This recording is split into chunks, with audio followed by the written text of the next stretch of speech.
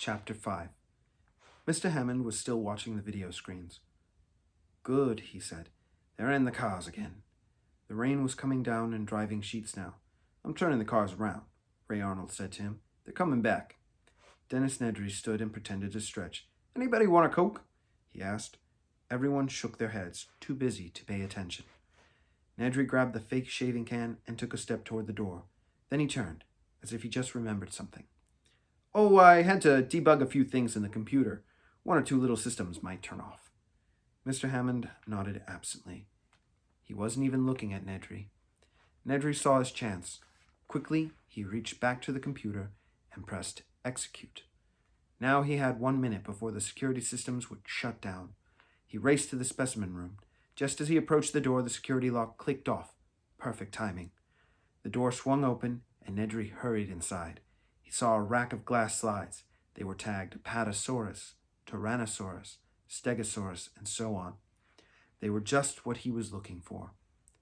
Ray Arnold sat at his computer, looking confused. On the screen, red lights were blinking off one by one. "That's odd," he said to John Hammond. "Door security systems are shutting down."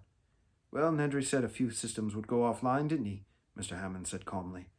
Arnold kept staring at his computer screen. Blue lines started to flicker off too. "Now fences are failing," he called out. Then, "The phones are out." Pfft! Suddenly, all the video screens in the control room went black. "Power's out everywhere," Arnold shouted. "A few little systems, ha!" In a panic, Arnold raced over to Nedry's computer. He punched one button after another. He couldn't change the screen. Nedry had jammed the computer. He was the only person who could turn everything back on.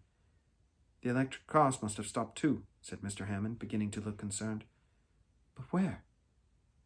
Tim and Alexis sat with Gennaro in one car. Alan and Ian Malcolm were in the other. They were right outside the Tyrannosaurus paddock.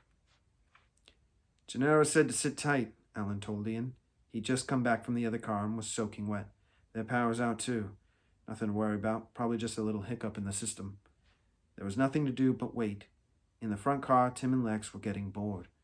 The rain drummed on the roof. It was driving Tim crazy. He felt like he'd been there for hours. "I think Mr. Grant is really smart," Lex said dreamily. She thought he was cute too, but she'd never say that to Tim.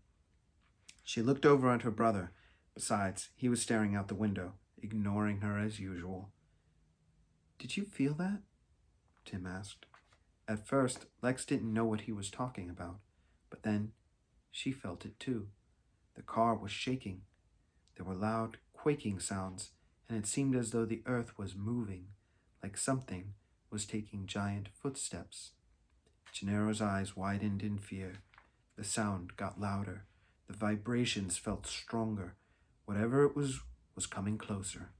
And then they all saw it. Tyrannosaurus Rex. It was gripping the fence. Gennaro stared in horror. "Oh no," he thought. "The dinosaur should have felt an electric shock. The power must be out in the fences too." But would it break through?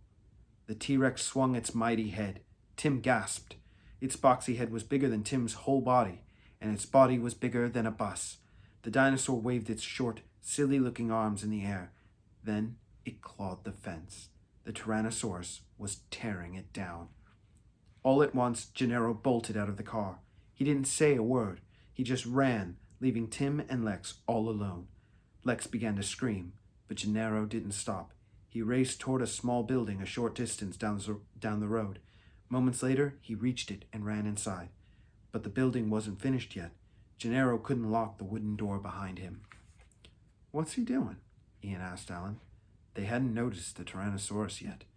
Then they saw the fence come down. The Tyrannosaurus was free. It stood on the park road, eyeing the two cars. "Don't move," Alan whispered to Ian.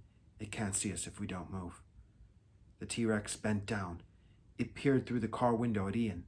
Ian froze. He couldn't have moved if he'd wanted to. Suddenly, the first car lit up like a beacon. Lex had turned on a flashlight. The dinosaur raised its head. It was drawn to the light. "I'm sorry, Lex mumbled to Tim as the T-Rex thudded closer. It lifted its head high. Tim and Lex could see it through the sunroof. "Roar!" The dinosaur opened its mouth wide, then roared again.